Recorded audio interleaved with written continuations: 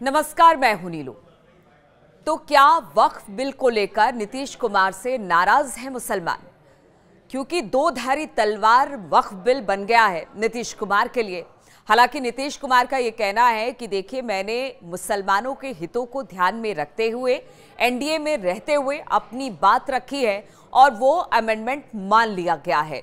लेकिन अगर कुछ दिन पहले की बात की जाए तो जिस तरह से इफ्तार पार्टी नीतीश कुमार ने दी और उसमें मुस्लिम नेता या धर्मगुरु नहीं पहुंचे, यानी कि उनकी इफ्तार पार्टी का बहिष्कार किया गया। अब कहा यह जा रहा है कि नीतीश कुमार ने तो अपना दांव चल दिया।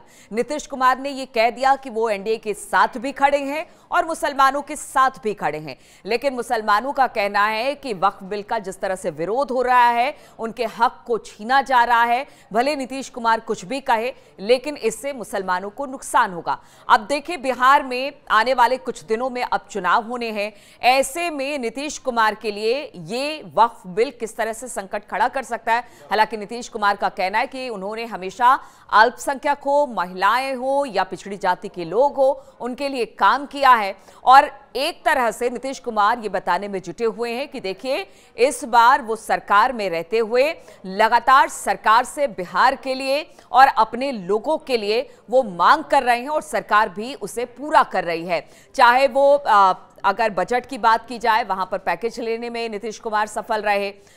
इसके बाद अगर वक्फ बिल की ही बात की जाए तो उसमें भी कुछ ऐसी बातें थी जिसमें कहा गया नीतीश की तरफ से कि अगर उस संशोधन में इन सब बातों को शामिल किया जाएगा तभी वो वक्फ बिल का समर्थन करेंगे। दूसरी तरफ अगर महिलाओं की बात की जाए तो महिलाओं के लिए भी लगातार काम हुआ है। विकास पुरुष के तौर पर बिहार में जाने जाते हैं। लेकिन अगर मुस्लिम वोटों की बात की जाए, क्योंकि मुस्लिमों की राजनीति भी बिहार में खूब होती है और नीतीश कुमार मुस्लिमों की राजनीति करने के लिए भी जाने जाते हैं।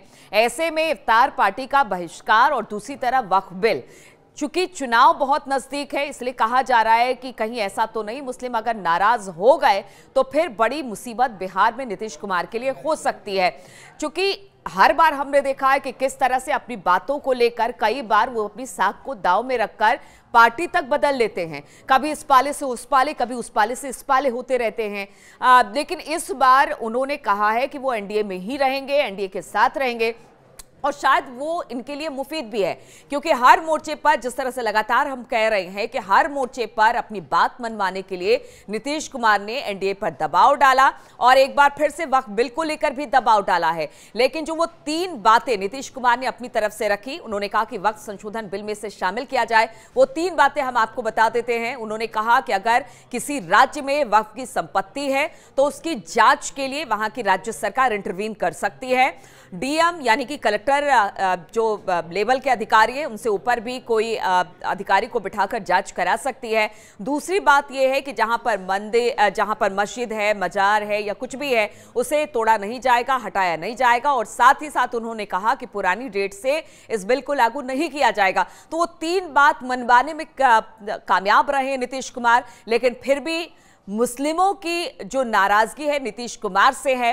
अब चूंकि बिहार में चुनाव होने हैं तो नीतीश कुमार को क्या वक्फ बिल पर नाराजगी उठानी पड़ेगी, क्योंकि आज राज्यसभा में एक बार फिर से बहस होनी है बिल पर और बहस के बाद फिर आगे जिस तरह से प्रोसेस होता जाएगा और शायद ये जो बिल अभी पेश किया गया है वो पास भी हो जाएगा, क्योंकि बहुमत सरकार के पास है, एनडीए के पास है, सत्ता बल उसके पास है और कहा जा रहा है ये कि पास भी करा लिया जाए। लेकिन ऐसे में बिहार इलेक्शन को लेकर चिंता भी नीतीश कुमार के पेशानी पर भी है कि क्या होगा, क्या मुस्लिम उनका साथ देंगे, उनकी बातों को समझ पाएंगे और क्या हर बार की तरह मुस्लिम्स जो उनके साथ खड़े रहे हैं या नीतीश कुमार जिस तरह से दावा करते हैं कि वो मुसलमानों के साथ खड़े हैं, क्या वैसा होता दिखाई देगा? ये आने वाले समय में बिल्कुल स्पष्ट तौर पर पता चल जाएगा।